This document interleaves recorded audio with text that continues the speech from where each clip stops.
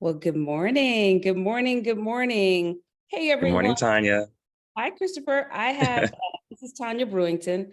I'm the CEO and founder of Courageously Alive and the creator of the Heal, Thrive, and Prosper method. And I have as my special guest, Christopher E. Williams, who's a board member of TransTech Social Enterprises. But before we get started, I want to actually present something that speaks to our subject today, which is the LGBTQ plus. And what does it all mean? Because there's some things that I think that all of us need to know and understand when it comes to this community and what it represents and why it's so important. But before we start, hold on. Oh man, hold on. Let me go back. Okay. What are you looking for? Can you hear this? A little bit.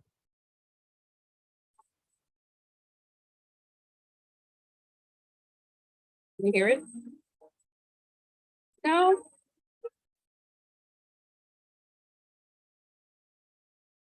It's really background music right now. Let's see if we can move forward a little bit.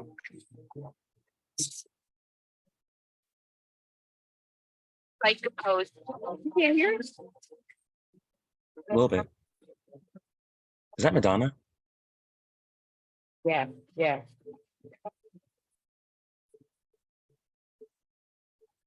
You know what song it is? I think it's Vogue. Yeah. Let me tell you why I wanted to start with this song Vogue by Madonna, which came out in 1990, years and years ago, in 1990. But the important thing about it to me is that Madonna introduced, I think, to so many people this notion of voguing, right? Which she got from the gay community, basically. And recently, at the end of last month, a young man was just killed, O'Shea Sibley, because he was voguing at a gas station, and he was actually killed as a result of this, because people actually felt offended, or they insulted him with gay slurs, but then they also decided that the best option for them was to kill him because for whatever reason. And so when we're talking about this topic, LGBTQ, the plus, the truth of the matter is there's still a lot of issues around that particular topic and what it means and what it represents.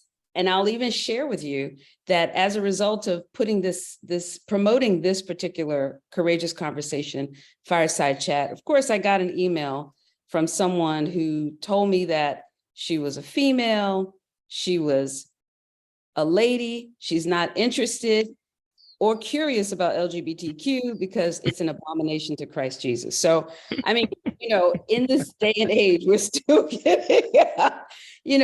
getting this kind of feedback from people when it comes to this particular topic. And so I want to introduce, in the frame of that, Christopher E. Williams, who is the board member of TransTech Social Enterprises and is a friend of mine, but also, Christopher, you want to talk about what you are, how you represent, and what it means to you to actually hear and to see these kinds of things going on in the community. Take it away. Sure. Thanks, Tonya. And first and foremost, can y'all hear that lawnmower? Oh. Okay, great. Excellent. So yes, my name is Christopher Williams. I'm a board member of TransTech Social Enterprises, which is an organization dedicated to job skill resources for transgender and gender nonconforming people, particularly of the Black experience. And so this topic is something that means a lot to me professionally. It means a lot to me socially, as I'm also a member of the LGBTQ plus community, or as I would say, the queer community, because queer is a politicized label that we associate our identities with and vote and work civically according to that label. So I like to use that label a lot.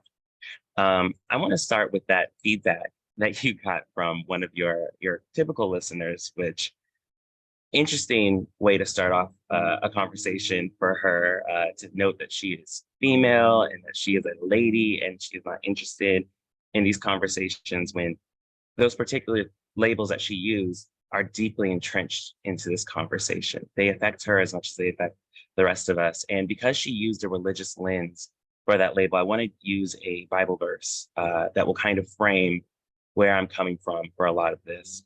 It was Galatians 3:28 in the New International Version. There is neither Jew nor Gentile, neither slave nor free, nor is there male and female. For all are one in Christ Jesus. If Right. you're coming from a religious lens, instantly in your Bible in Galatians, it tells you that these labels are for social, they are not for God. They are for us to interact with each other, but they are not for the divine spirit. So those kind of things are relevant to me. When people bring their religion into this conversation, though our spirits are very much tied to this, ancient spirituality is very much tied to this.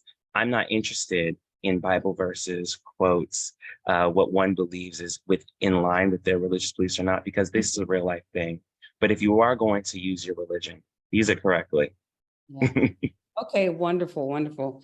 So I'm glad. Hi, Sharon. I see that you're on here. Welcome to the conversation. And I see that I also have my Clubhouse open too. And I see I have a guest here, Blue. If you're interested in chiming in, or you have some comments, you have feedback that you want to share as part of the conversation, put it in chat. Christopher will answer your questions, or he'll respond to whatever it is, whether you're here in the Zoom room or whether you're on Clubhouse. By all means, put it in chat and we'll get to your responses and your feedback. So Christopher, given that you're part of the queer community, what does that mean? Because when we're talking about LGBTQ, L we know is lesbian, gay, trans, bisexual, transgender, queer. What does that really mean? For some people who may be questioning, some people who may not be totally sure about all of it, what does it mean? What does each of those categories really mean to you, to the community, to the world at large? Sure. So LGBTQ plus is our labels that have been collected together based on a certain social standing that we have in the US and across the globe. But essentially, the movement started in the US. And these labels are based in gender and sexual diversity.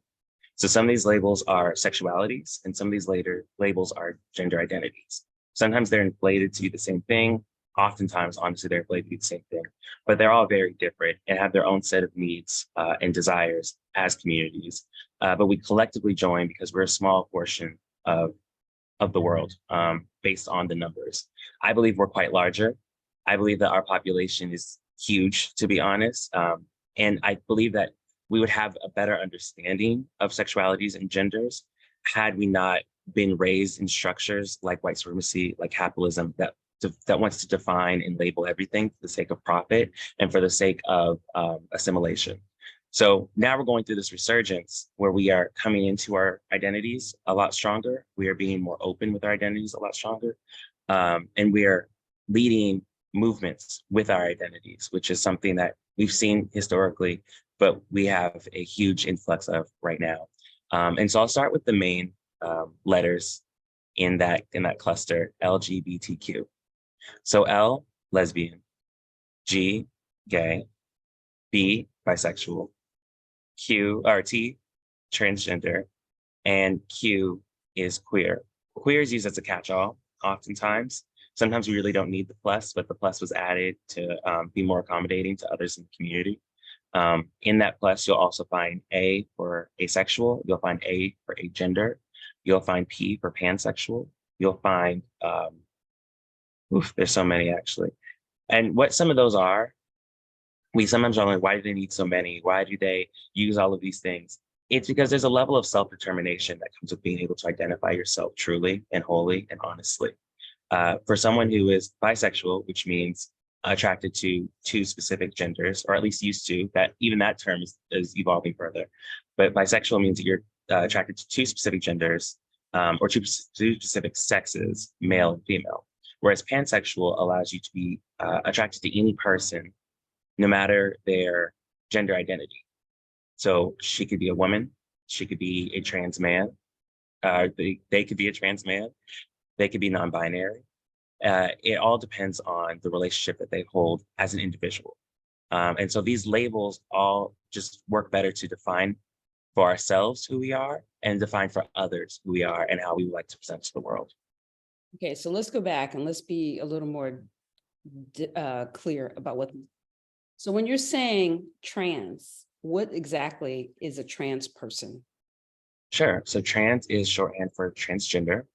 Mhm. And a transgender person is someone who does not fit into whatever label that was given to them upon their birth. Often it means that their gender label does not match their sex label. So the sex label will be what the doctor gives you. They take a quick look at your genitals and assume you to be male or female. Even that ignores intersex people. And those are people who are born with a multiple or complex set of chromosomes, gender, or sexual parts, and other reproductive needs. So even that ignores a sector of people. But what transgender is you're not necessarily identifying wholly with that idea that because you have a certain set of genitals means that you have a certain role in society, or that society can put a gender identity onto you. Because gender identity is something that we define for ourselves and can label for ourselves.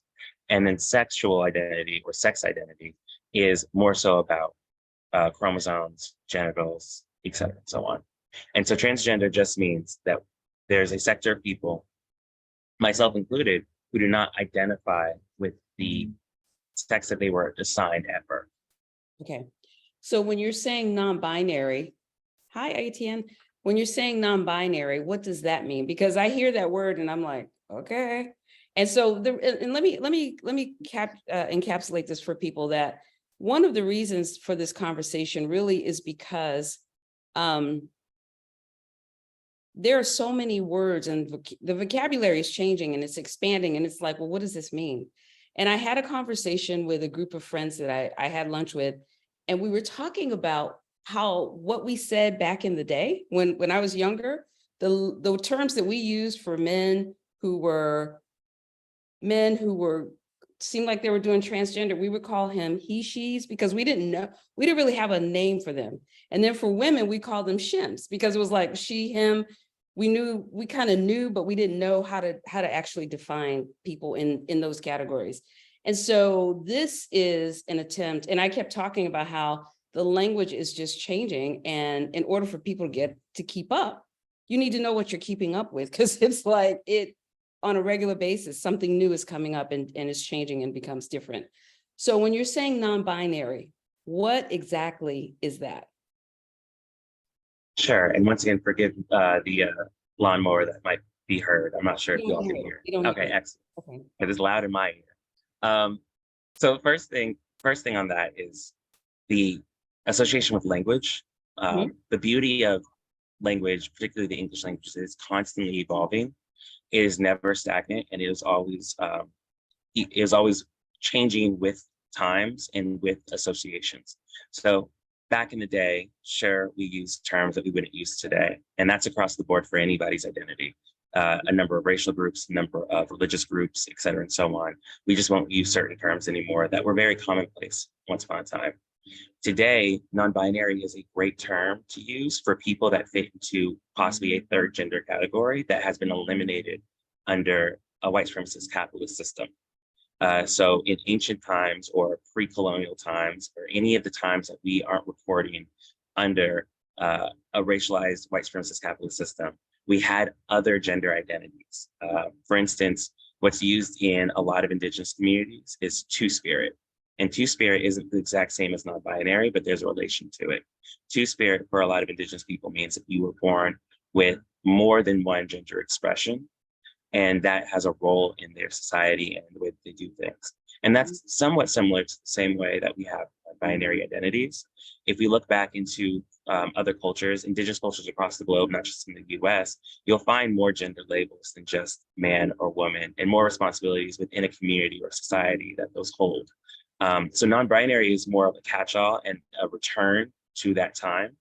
For a lot of non-binary people, though, and particularly non-binary white people, will find that that term is used to escape some sort of accountability for racial lens. And this is why in our previous conversation, Tonya, I wanted to say that this is going to be a lot about a racial education as much as it is a queer education, because they're innately intertwined. Our identities are tied, whether or not we believe that we are Black first, queer first, disabled first, wealthy first, et cetera, and so on.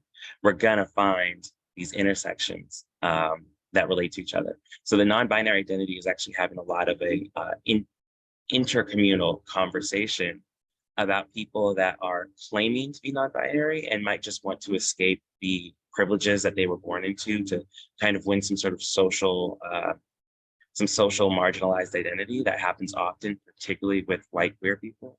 And then we have non-binary people of the Black, Brown, and Indigenous experience that are simply trying to return to a place that was stolen from us, return to an identity that was once ours and once something that we could hold with honor within our communities that was stolen during colonialism. So that's why that term, I say, is a catch-all, because it really just rambles in a lot of people that have a third gender identity that simply is not defined in today's language. Okay. And so then you talk about intersex. What does that mean? And how does that differ from non-binary or any of the other labels that you've used so far? Right. So intersex is strictly on a physical or biological level. It has something to do with gender identity, but is usually something that comes after that label. Intersex people are people that were once referred to as hermaphrodites. That term is not used anymore. It's not appropriate anymore to use that term socially or anything outside of an academic paper. Hermaphrodites being people who were born with two sexes. Two or more sexes, yes. Male and female genitalia, both. Or a set of chromosomes that were mixed, XXY, XXX. I think it's XY, Y is a possibility. There's a number of scientific and biological definitions for intersex, whereas hermaphrodite, which again is not used today socially, it's not an appropriate term to use in most cases. That's something that people associate with ambiguous genitalia, but is not necessarily the end of that conversation. But now we use the term intersex instead because it's more appropriate and less offensive. Okay, got it. So I have a comment here on Clubhouse, and it says that I'm not part of the community, but the label queer sounds quite offensive. How do you respond to that particular comment? Sure, and thanks for asking or bringing that to my attention. Mm-hmm. So queer, as stated early in the conversation, is a political label more than anything else. It is a label that was once used against the community and is now used as essentially a battle cry to be more civically engaged with these identities at the forefront of that conversation. It's a stance to be seen and be heard in a way that is abrasive on purpose. I believe it's supposed to inspire something within the self that makes you want to question more, that makes you want to learn more, that makes you want to engage more. It's something that is innately part of an identity that's rebellious, that's born of a riot, that's born of action. And so I think that's why it's used a lot today. It's also used as another catch-all term for a series of sexualities and gender identities. So we say the queer community, it's LGBTQ+, but it's wrapped in one in a way that is innately something that we have determined for ourselves and other people cannot determine for us. We've made that label for us, and that's what we're going to use it for. And often we find words that were once offensive that have a resurgence into something less offensive, words that intracommunally we use and possibly allow for outside of the community to engage in, but it really is up to these communities to define for themselves. And some people, particularly older queer people, don't want to be called queer, and that's perfectly fine. You don't have to use that label for some people. It's all about baseline respect. If someone does not want to use that label for themselves, they simply don't have to. If someone's going to use that label and associate someone with that, typically it's going to have to be a conversation of the context, an understanding of context of when it's used, when it's not used, when it's used for that particular person, it's not used for that particular person. But all that means is that we have to listen to each other when we speak and honor the requests that we're giving to each other within reason, of course. Okay, awesome. And so you're saying also that there are more labels that are coming up, the I, the A, and some other things that are coming up for the community. Help us understand some of those. Because, and let me tell you why it's interesting to me. The other thing that I find is that, and I think I put this in my emails, that it seems like all of a sudden the LGBTQ plus community has taken the world by storm. You see a full expression of this everywhere, on television shows, And you're seeing so much. It's like, whoa, all of a sudden it feels like the boom is happening.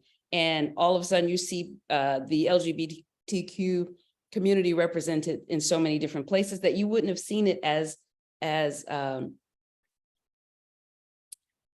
going to say vocally, because it's not vocal, but it's like it seems everywhere. I watch a TV show and I see the men with the breasts, with the hair and everything. And 5 years ago, 2 years ago, I wouldn't have seen that, and it's any kind of show that may come up. And so what are you saying? What do you say about that? When you say men with the breasts and the hair, you mean the drag competition shows? No, Or no. okay. These are on Netflix. Go to Netflix and watch a show. This is what happens to me sometimes. I'm watching a show, it's on Netflix, and I'm like, oh, okay. It's not drag competitions, because I just don't watch those. I don't watch much TV, but sometimes I do watch shows, and I'm seeing like the expression. It's like the full expression of the community, LGBTQ plus community, and in a way that I wouldn't have seen it if I had turned it on 2 years ago, even. Well, there's a slight chance that the people that you see on these shows probably don't identify as men. If they have breasts, they may not, not sure, but it's very good to take a breath in a moment before associating a gender to somebody. It's really good to use just a person. If you have the pronouns, use the pronouns. If you have their names, use their names. If you have a context point, use that context point. But don't necessarily associate men with someone that may or may not want that label. So it's good to just do catch-all terms, like I said, a queer person on TV, as opposed to a man with breasts and the food expression, et cetera, and so on. But yes, we're having a great moment of publicity. We're having a great moment of visibility. We're also having terrible moments of hypervisibility, what that means. Oftentimes we haven't had any space in the public eye. We were used as cautionary tales. We were hidden away. We were forced to be closeted. We were banned from expressing. And now that we have a moment that we can be out and about, we will be. I'm so sorry, one moment. Okay, he's taking a quick moment. While he's doing that, let me ask those of you who are on, if you have any questions or you have any comments about the conversation, by all means, put them in chat, because I will get Christopher to answer or to respond to your comments. And so while we're waiting, my question is, what is your thought about the conversation so far? And I'm going to let you, I see a thumbs up. I'm going to unmute some folks so we can have a little conversation about that, because this is a different kind of conversation. I just think that it's important to share. So Sharon, I'm going to get you to unmute if you would, while Christopher is doing his thing. Okay. So what kinds of feedback do you have so far? Well, it's interesting to understand, like I appreciate you were saying earlier that the language has changed. And it's to some of us, it's a whole new arena of not what we need to, it's just what we need to understand. Put it like that. It's whether we agree, disagree, whatever, it's something we need to understand so we can respect people for who they are, or refer to people to how they want to be referred to. Right. And exactly. so I do appreciate Christopher's honesty and his openness of where some of these terminologies came from, and then relating it back to that this is not something new. This is something where the names have changed, but some of this has always been around, but it hasn't been as blatant, like on TV, things like that we see that might not make us feel too comfortable. I have to be honest about that. Yeah. Okay. Got it.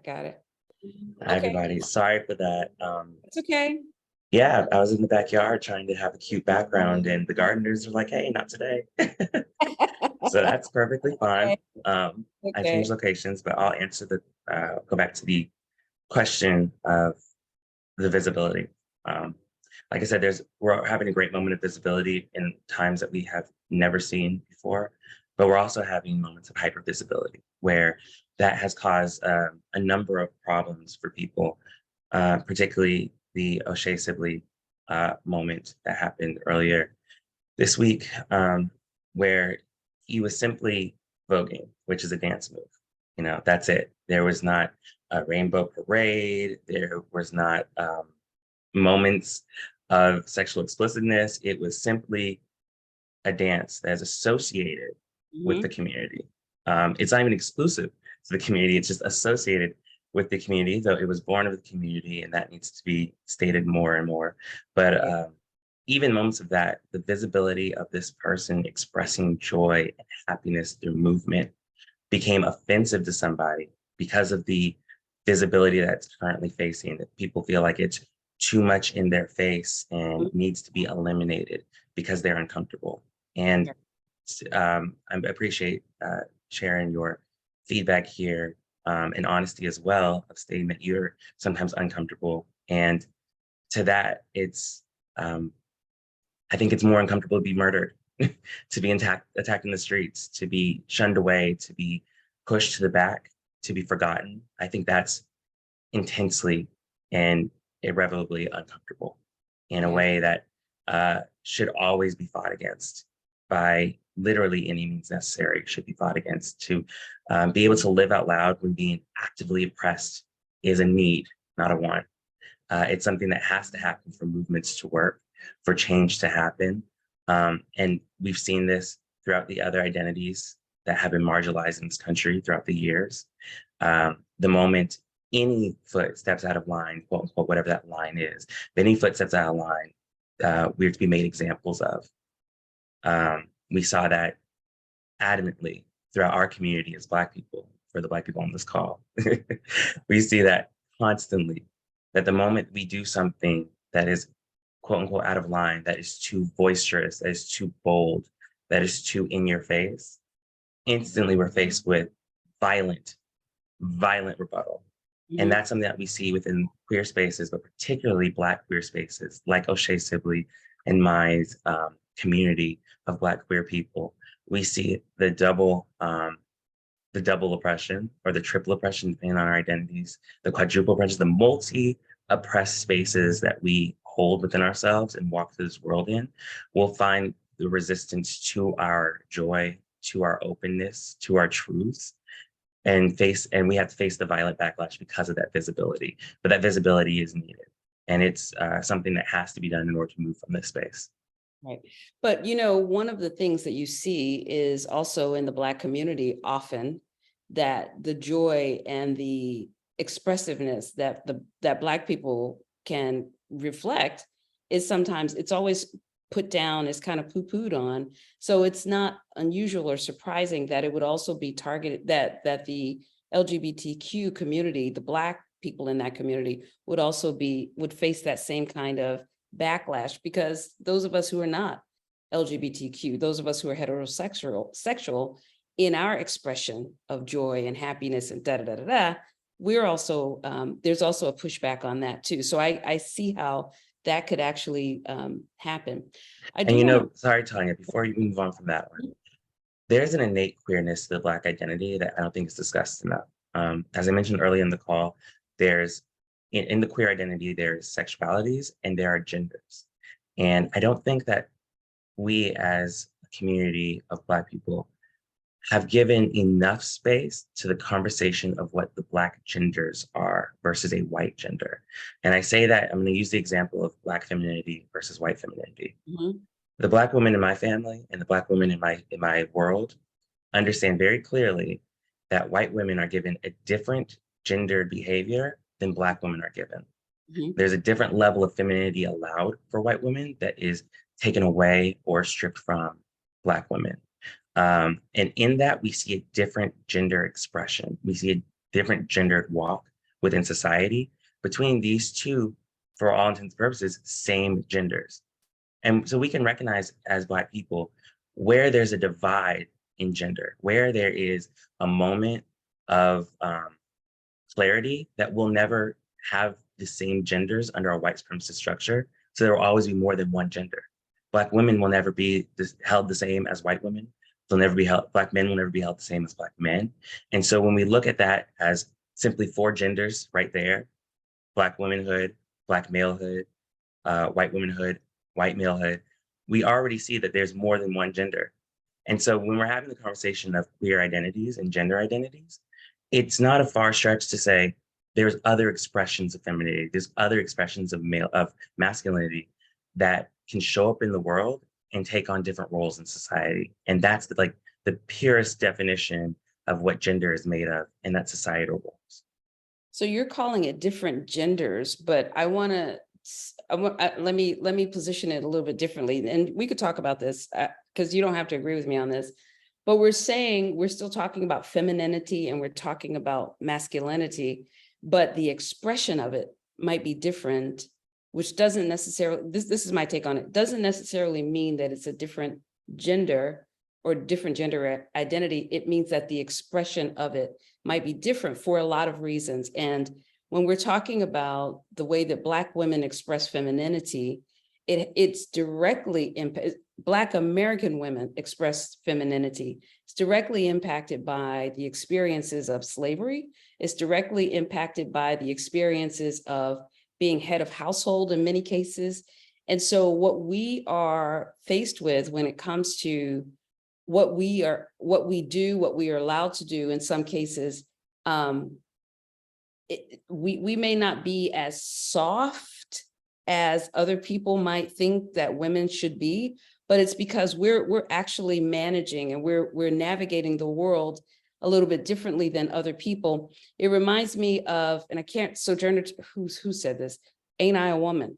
The person who at the women's conference years and years and years ago, she was a Black woman who presented at the,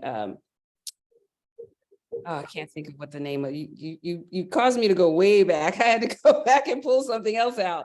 Okay, But well, it's definitely Sojourner Truth, and it's Cynical Falls. Yeah, Thank you, Eitan. Yeah. And Ain't I a Woman? And so, okay, thank you, Sojourner Truth. I'm glad that you took it far back, Tonya, because that's exactly where we need to go with it. If we look at early colonial era and slavery, Black women weren't considered women at all. Right. You were just female because you were associated with animal identities. And so that's like female, male, and that's used for breeding purposes. It wasn't about you and your expression. It wasn't about your femininity or masculinity or any of those things. It was simply baseline, what your genitals tell me and what can I use them for? Right. And so we see we actually see this within slavery. We see it after slavery as well, where there's more expression for a human person to have. There's more of an identity for a human person to hold.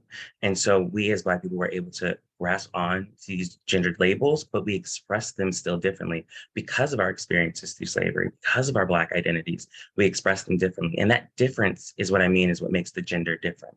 Yeah. And because femininity and masculinity are the terms we're using, that's also a spectrum.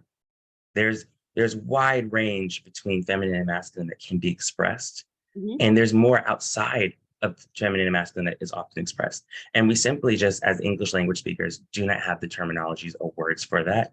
And so in today's world, we're creating them. And that's mainly up to the queer people of today's world, because we are the ones that face the backlash from having these identities and doing this explorative work. So we are the ones that create these labels. And that's why you're going to see so many more labels now, and you're going to see way more in the future, because we're still doing the work of unraveling those twisted histories of gender identity and sexuality. So, it's interesting you're raising this as you're doing the work. It makes me think of the fact that one of the things that I think feels scary for people in terms of really, really sitting down and discussing what this really could mean, because you're mentioning the broad spectrum of what the gender identity can be. And we don't talk about it because I think that for those of us who are in the Black community in particular, and I know we have non-Black people on here, but those of us in the Black community in particular, we have been raised in the identity of, what we're facing or what we're dealing with is the religious lens. And so in that lens, there's some limits, there's some limiters, that we start here, we end there, and we're not going to go beyond that particular framework when it comes to defining men and defining women, and anything that's outside of that framework, we don't actually discuss or engage with. And so my question to you is, from that framework, where do you see the connection with just having a conversation about what masculinity could be, what femininity could be, the whole broad spectrum of it? And where do you think the issue of fear comes in there? Or do you think there's a fear factor that comes in there? And if so, what is there to be afraid of with this? Sure. Fear is a natural part of all of our experiences. We fear at different times over different things, and it causes us to act and behave in a way that probably isn't something that we think of ourselves as being capable of or doing. I think fear is oftentimes why marginalized communities are faced with violence, why genocides begin, and a lot of it is a power and fear hand-in-hand struggle. Those that want to keep power and are afraid of losing power, which is why the hypervisibility conversation is so nuanced, because with our visibility comes a greater fear that there's a takeover. People are afraid that there's some sort of national agenda to try to reframe the world around them. And to be honest, there is an agenda, and that is to break out of the chains of a capitalistic white supremacist culture. It's to break out of these things that keep us enslaved in our minds, that keep us away from reaching the outer limits of our identities, the outer limits of our collective knowledge, these things that want to maintain power in certain smaller pockets. And I say smaller because oftentimes it's forgotten that the global minority are the ones that usually hold these powers. And the global minority typically are people from European descent. So I do think that we need to, I think I lost my train of thought there, but there's moments where fear is good. It'll help us protect ourselves. It'll help us stay alive. And there are times where fear is used as a tool. And when it comes to Christianity particularly, that's a religion that has been used as a tool constantly throughout its lifetime, throughout its histories. It's been used as a tool of oppression and to incite fear. And I believe that though I come from a deeply religious background, I'm a PK or a preacher's kid, come from a long line of preacher's kids, I think I understand Christianity well enough to critique it with love. And I'll say that Christianity is not doing our community as big of a service as we would like it to do. Our community, being the Black community specifically, is not doing us as much of a service as I would like it to do. It's given us faith and hope, which helps us hold on. It helps our movement work. It helps us persist when we're faced with backlash. But what it does is also limits us to these gendered roles, these power roles, these identity roles that the Bible has touted. It limits us to those because we're using Bibles that have been passed through supremacist systems, oppressive systems for countless years at this point. And we can count them. I'm not going to count them, but they're definitely been counted. They've been passed through and retranslated, mistranslated, abused, edited to fit a narrative that fits those sitting with power.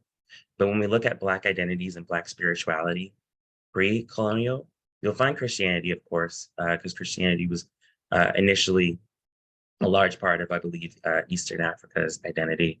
But for Western Africa, we had different religious and spiritual structures. And those structures actually allowed for a lot more nuance in our identities, a lot more nuance in the way that we practice a sense of self within community. And there was roles for queer people within a lot of Western Africa's identities. And so taking a page from that and adding it to our spiritual practice within Christianity could be very helpful. To add that, what I'll say, our grandmother's religion, well, let's add our great-grandmother's religion to the pot as well. Let's add more and further back from our Black identities that allow us to express ourselves in a very innately queer way, that allows us to be wholly ourselves, fully ourselves, not limited to roles of a power dynamic that we didn't sign up for. Okay, so I have a comment that there's a movement to accept the LGBT community at the expense of our religious beliefs. Respect goes both ways. Absolutely. Yeah, respect goes both ways. Sorry to cut you off, Tonya. No, go ahead.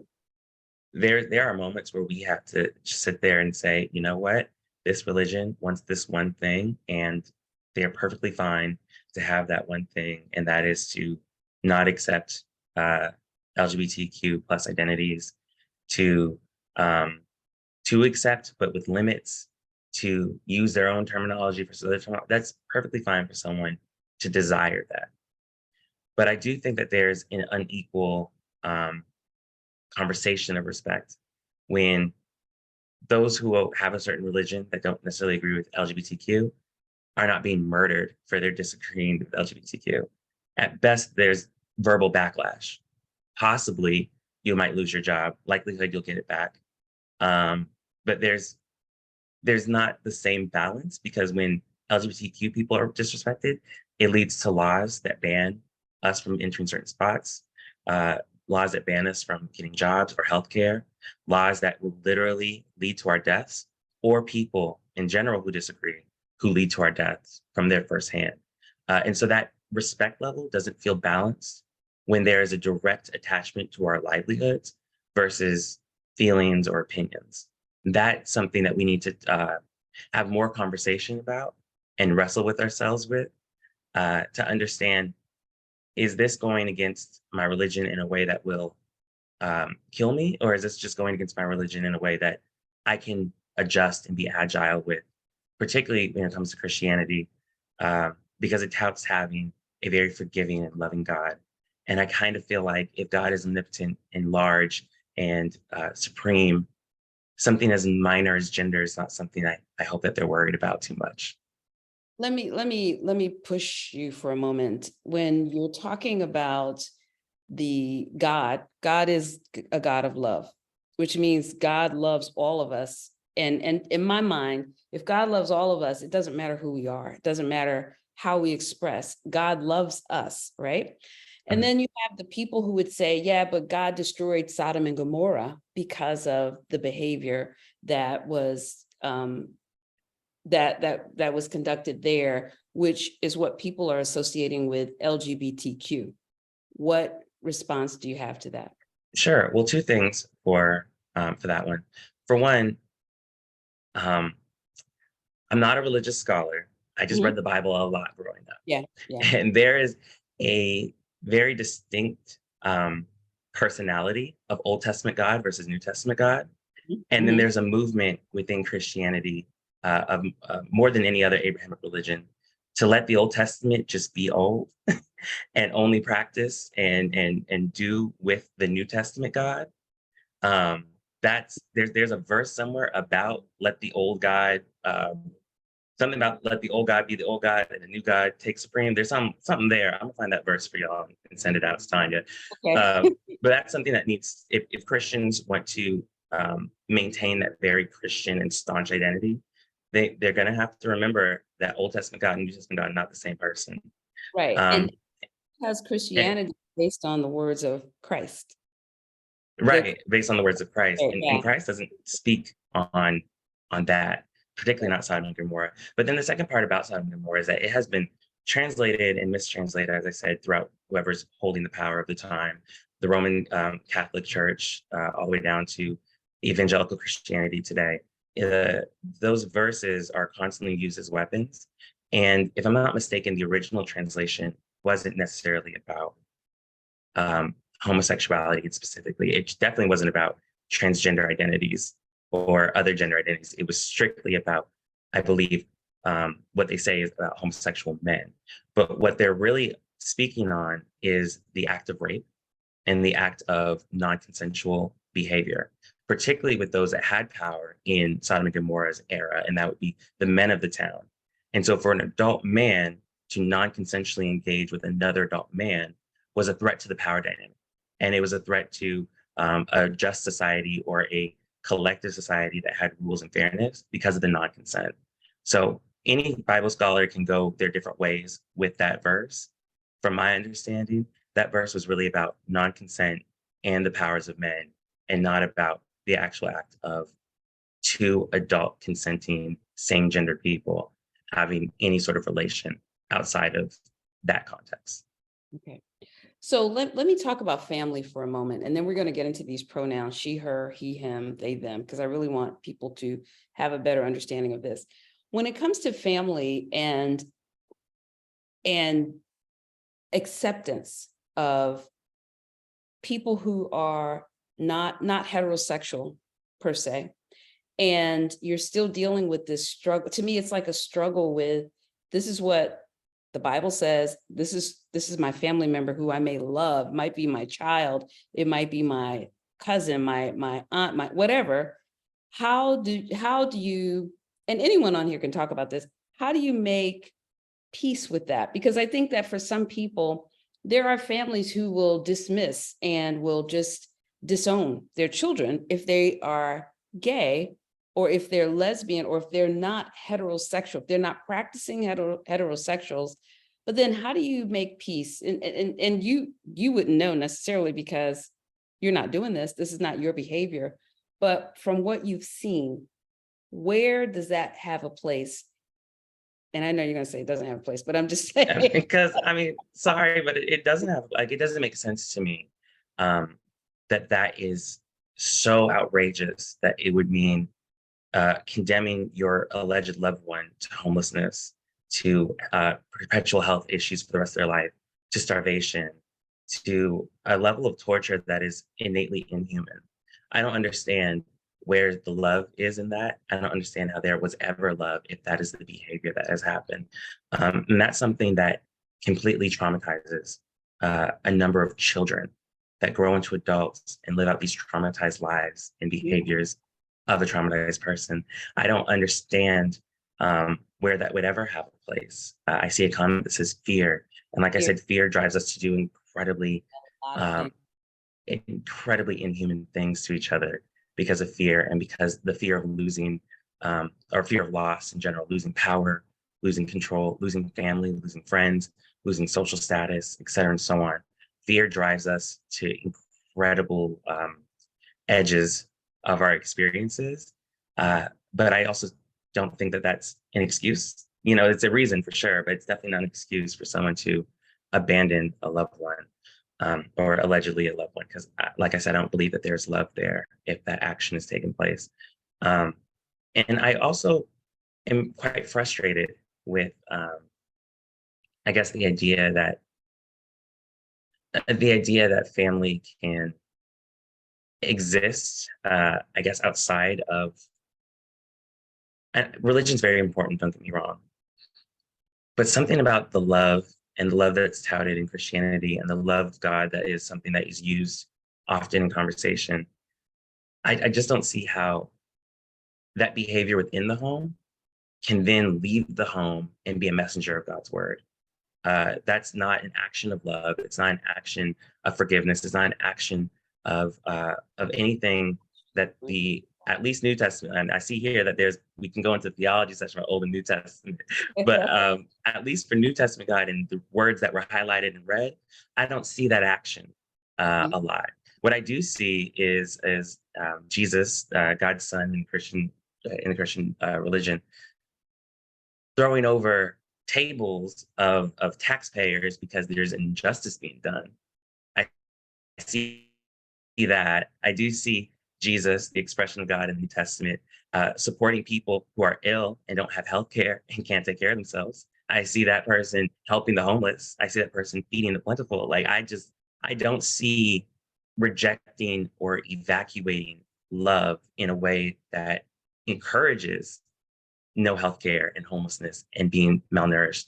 I don't see that kind of thing. So for that to be in the household and then expected to go into the world, particularly into our laws as a country, I'm very uncomfortable with a religious conversation if that's being used as some sort of gotcha for the LGBTQ community, particularly when these same doctrines were used against all Black people, but particularly heterosexual Black people and gender conformed Black people of the past. I don't see how we're missing that history through line of ways that these texts are being used against marginalized people for the sake of fear and power, and not in the name of the love of God or Jesus. I'm very frustrated with that conversation.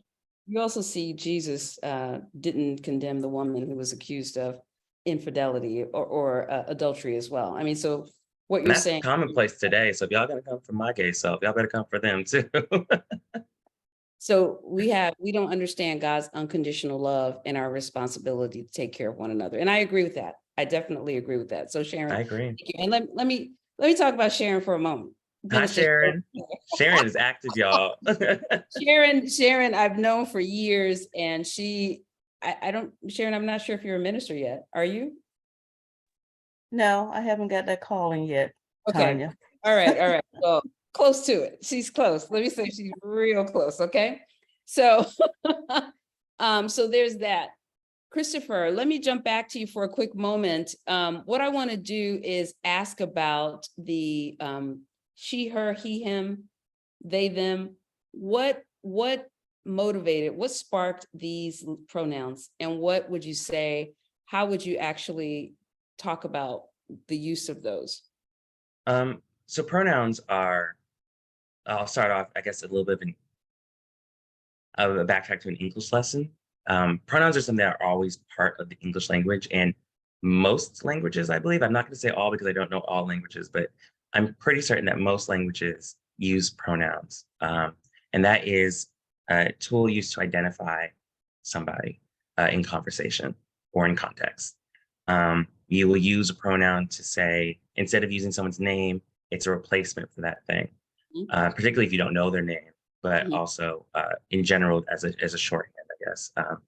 Instead of using someone's name every time you talk to them or talk about them, you can use a pronoun instead. And so that's just an English language thing. People saying they don't use pronouns or they don't like pronouns is nonsensical and a non-starter. And as much as I would like to say that with a little bit more respect, it's a basic thing in our language. And if you speak the English language in particular, you have used pronouns your entire life. So it's not a new thing. You, your parents, your grandparents, your great-grandparents, whoever has spoke this language in particular has used an English pronoun in their lifetime more than once, for sure. Definitely more than 100. So I'm not really engaged and don't like to engage in like why pronouns. Now, why we use the pronouns we use, that's definitely a conversation we can have. And I don't understand fully what's not clicking with those, but I'm open to that conversation more than anything, because I also know that our education system in the US is not the best. And when you don't have access to immense amount of wealth to have the quote unquote best quality education, you may not fully understand where the English language is coming from in terms of its historical use of pronouns. And that's something I'm definitely going to have more of a conversation on.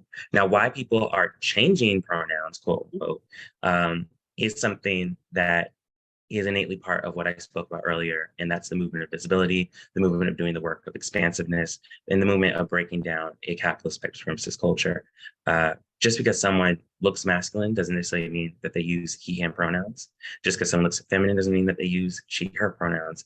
And so what we have done is allowed for that space to just be courteous and ask someone, what would you like me to refer you as? What would you like me to call you? What would you like? And if you don't have a preference, that's fine. You can default to whatever. If you do have a preference, take that preference and hold true to your boundaries. If that's how you want people to identify you, go for it and be true to yourself in that. And people hearing that on the opposite end of that, who want to have a respectful relationship, should respect that request. If you don't want to have a respectful relationship, then there's not a starter in the conversation. You probably shouldn't be talking to this person if you do not want to respect this person. And that's the simple part of that. Where people get most tricked up on are they, them pronouns, because there's a belief that they, them only refers to plural, speaking about plural identities or people of the multitude, unless of just one individual person. They, them has been used, or they and them have been used in the English language to describe a singular person throughout its language history as well. And typically when we don't know the gender or the expressed gender of the person that we're talking to. For instance, if you see someone in a hooded cloak, not hooded cloak, a hoodie, walking down the street and you can't see their face and they've dropped a wallet, you would tell someone, hey, that person dropped their wallet. You would say they dropped their wallet because you don't know their gender. And that's a singular person. And it's just a not knowing, acknowledgement of not knowing who or how that person expresses. And so that's the usage that we see mostly with non-binary people, but can happen with any gender expression. That because you don't know that person, no matter what they look like on the outside, they're asking, just respect that you don't know me. And I'm going to use they, them. And I may not even know which gender I want right now because we don't have enough labels. So until I can figure that out, continue to use they, them. And sometimes they, them is the destination. It's not, I couldn't figure it out. It's not that you don't know me. It's simply he or her, him or she does not work for me. It does not feel good within my body. I don't respond well to it. I don't like being attached to that identity. So just use they, them, because that's what I'm requesting. And once again, if you don't want to respect that, you simply don't have to, but you also should not talk to or engage with that person. Right. Okay. That's fine. Fair enough. Look, fair enough. I think that truly is the point of this discussion, this fireside chat, is to have an understanding of what these things mean and why they become significant for the people who are labeling themselves as such, whatever that may be. So thank you for that. Now, for my guests who are on here, who are here to support Christopher, who are here to be part of this conversation, if you have any comments or anything that you want to share, then again, you can put it in chat. You can also unmute yourself and you can ask a question directly. So we're going to give ourselves a few minutes for that. So I have Etienne, I'm assuming I'm doing it right. Etienne, yeah, can you hear me? Hey, how's it going? Yeah, I came because yeah, I met Christopher and he's one of the best educators around this. Like I always learn so much. So thank you guys so much for welcoming me into this conversation. And I've, I identify as queer myself, and even still there are always more to be learning. And so I'm interested in learning more about kind of early on, Chris, you're talking about non-binary white folks using their identity as a way to escape accountability. And I'm wondering if I can learn ways to combat that when I see it. Obviously, when I'm in more majority white queer spaces, I feel like accountability doesn't naturally come up, right? There's nothing to prompt it. And so when it happens, and it happens in a way that kind of perpetuates itself because no one's pushing back against it, how can I bring up that conversation or be in most support to the Black and brown queer people who have done the vast majority of the work in making it safe for me as a young queer person to feel like I can be expressive and, Yeah, thanks for that question. I'm going to go the long way on this one. Okay. So I'm glad you brought that up because it's something I initially wanted to talk about, but didn't know how I was going to work into the conversation yet. But there's often a conversation of like queer versus Black, or LGBTQ versus Black, or in opposition to a Black identity. And I find that insulting as a Black queer person, but also I find it strange because I know so many Black queer people. I'm in community with so many Black queer people that for me, there's no opposition. They're innately tied to the same struggle. And that's the struggle for justice, the struggle for getting out of disenfranchisement, and the struggle for civil rights in general. So I see a tie there. But where the disconnect comes in, I find, is that the visibility for queerness often has a white queer face. It is often a white person who is the image of what the queer community is. And what that does for Black queer people is it puts us away, it hides us, it doesn't put our story out there and our needs met. And so often when you find queer white people in a space, sure, they could say that they are queer and that they are doing work for the queer community and that they are movement builders of a sort. But what's ignored is that their whiteness takes precedent. Their whiteness is the first thing that someone sees. It's the first level of privileges that they'll have. Granted, queerness can take away some of those privileges, but they'll still have the white privilege to work around, to manipulate, to use, to wield for, and not saying that everyone's a white supremacist, but it's wielded towards white supremacy by the sheer nature of a white identity. And not white meaning European identity or European descent identity, but white as in the structure of white supremacist control and the identity that was brought over and given to white people. As I stated earlier in the conversation that there are indigenous genders across the globe that are ignored under white supremacy, and that goes for European people as well. There's so many indigenous European, and that's European before the structure of whiteness was created, European before different colonial factors of Europe took over other parts of Europe. There are identities, ethnic identities, that include queer identities in those that were wiped out for the sake of a homogenized white identity. And so when I see white queer people in the US today being the face of queerness or being in majority white queer spaces, I see first as a Black queer person, a structure or behavior of white supremacy that's very, that's innately anti-Black, is innately something that harms the Black community, and particularly the Black queer community. So I think the ways of talking about a weaponized queerness within white spaces is talk about, where did this identity for you come from? Where did you gain this knowledge of self? What does it mean to you? And what does it mean towards your work towards a more just society and culture of people? And particularly, are you going to uphold white queer people in this battle as much as you uphold other Black queer people in this battle as much as you uphold other white queer people in this battle? And it is the work of those that want to exist in white supremacist spaces, not white supremacist spaces, white queer spaces, although sometimes they're the same thing. Those that want to exist in white queer spaces, is the role of those people to continually call out when you see a misgiving, or if you see a majority, or not majority, but just like none of Black folks or brown folks in the space, call that out and make sure that those identities of Black and brown queer people are being brought to the front, and the conversations of needs and resources are being met as well. So this question and even your response reminds me of Dave Chappelle and his conversation, which he got a lot of backlash, a lot of flack about, when he talked about when you see white gay people or white LGBTQ people, they can actually fall back on the whiteness, and Black people don't have that option when you're in that same space. And I know Dave Chappelle may be a lightning rod. He may be a little controversial for people. Still, Somebody, I have not listened to that man's comedy since the Chappelle Show, so I don't actually know the context. I tried to avoid. You don't? Okay. No, I try to avoid anything that's like inflammatory in stand-up comedy, because most comedy today is bad. It's not good, like regardless of like moral leanings. It's simply not well-written comedy anymore. Everyone's doing some sort of complaining spiel about being canceled or something. It's just not funny.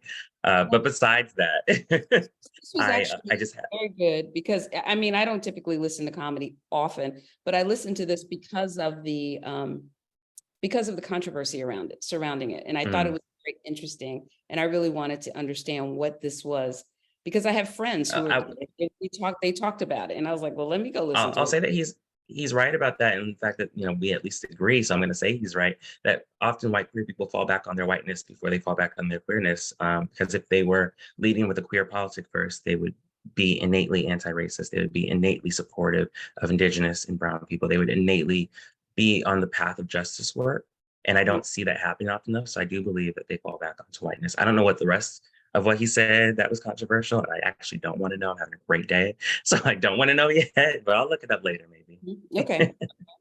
And then I have, hey, Angela, I see you're on, but we're kind of winding down just a little bit. But I also have Monet. Thank you for creating the space for this enlightening conversation. Monet, if you want to, I see you're Sure. off. Yes. First of all, Tonya, thank you so much, because, you know, throughout history, with Socrates, there was always conversation of people with differing perspectives to seek the truth. And in today's toxic culture, these spaces these spaces are not really cultivated so you can have differing perspectives and engage in respectful dialogue. And so thank you for creating a space for respectful dialogue, and also for people like, you know, with Sharon, providing the theological, you know, perspective, and then Christopher, you know, not necessarily being a theologian, but having the context to be able to respond. It's a beautiful thing, and there need to be more spaces like this so that we can, you know, be unified, you know. And so I'm just grateful for this space. to learn and to hear, and also to know that Aton found this as a way to equip themselves with the tools to go out in the world, and us to be able to learn the different pronouns and learn the different experiences and how it fits within the context of culture today. So thank you. I'm grateful to be here. Thank you, Christopher, for being knowledgeable and for having your own experiences, but also furthering your research to be able to stand firm in this kind of space. It takes a lot of dedication and courage. So thank you, Christopher. Yes, thank you, Christopher. Oh, that was wonderful. So I want to say that, Christopher, thank you truly for being my guest today. I really appreciate it. I appreciate your perspective. I appreciate what you've shared, because I think that for those who are here, and even for those who listen later, there is a wealth of information that's available here that will help them as they're moving forward to understand better the LGBTQ plus community. Angela can't wait to hear the replay. And I think that that this helps to expand the conversation even further. And so I do want to say thank you. And for all of you who are here, I want to say thank you, because it's important, I think, to be willing to have what are considered difficult conversations, regardless of what you think. The truth is, we don't always have conversations that challenge our beliefs and challenge what we think and what we kind of know, and I'm putting in quotations, know to be true. And that takes courage, and it takes a willingness to be, to see another perspective, to challenge our beliefs. And we all have to do that as people, as human beings. I would like to add one thing to that, Tonya. Mm-hmm. Though this conversation was wonderfully civil, it was gentle, it was kind, it was done with love in all the ways that we want a society to operate. We have expressed that here, and I think that's wonderful. There will be times where the conversation will not be this. Right. And it is important for any side of that conversation to hold true to what they really believe their values are. And if their value is one of love, of justice, of kindness, leading that conversation with those things when someone is in opposition to that at the moment, yelling, screaming, tears, et cetera, and so on, it's important to take a step back and find out where that's coming from, first and foremost. For a lot of people, this conversation is very triggering in a sense of trauma within the body. It will take form in the shape of fight or flight, run away from the conversation, fight the conversation, et cetera, and so on. And in that, you have to understand that this conversation, like I stated earlier, leads to people's deaths sometimes. We've seen that with the Sibley situation in New York, where it's minor things like dancing can trigger someone's death. And so now we're talking the whole range of gender expression, sexuality, et cetera, and so on. And these conversations will inspire that same fear that because someone didn't like what we said or did, will end in our death. And so sometimes conversation won't be this civil. It will be a matter of life or death, and people will act accordingly. And so it's important that if your values are in love and in kindness and civility, that you lead with that. And that means being more empathetic and opening your ears more and listening more and trying to understand that point of view from someone who is deeply traumatized or affected by this conversation. Yes. Yes. Thank you. Thank you. I appreciate that. So what do you have on the horizon? What, if anything? I have a vacation on the horizon because I've been working too much. No, I don't have much on the horizon. I did want to highlight a few organizations or people to support if you want to have more of these conversations or more learnings, or just interested in general in expanding your own gender or sexuality expressions. I have a list here somewhere as I scroll, but people to follow online. I don't have their handles on me at the moment, but Google them and they'll show up. Hope Giselle, who is an amazing activist or advocate in this space. Mm-hmm. We have Trevell Anderson, that's TRE_VELL Anderson, a journalist located in Los Angeles, California, who does incredible work in this space. We have Dominique Morgan, who is the first Black trans woman and the first trans woman in general, I believe, to have a street named after her. Follow her online, doing incredible work. the iconic and legendary elder of this space, Miss Major Griffin Gracie, Griffin-Gracie. Her name is Miss Major, and she's been doing this work since the Stonewall riots and rebellions in New York. And also Angelica Ross, who is the founder of TransTech Social Enterprises, the organization that I'm on the board for. She's an actress, advocate, and tech enthusiast who is out here trying to expand what it means to be transgender and to be transgender out loud. And I love her work in the tech space, in the entertainment space, in the advocacy space. Angelica Ross is doing incredible things. So I wanted to highlight those people. Are you saying rocks or rusk? Ross, R-O-S-S. Oh, okay. Yes, Angelica Ross. Oh, Angelica. Okay. Yes. So there's just a few people that I wanted to highlight if you want to follow along and get more understanding of these conversations, particularly from a Black lens. Okay, thank you.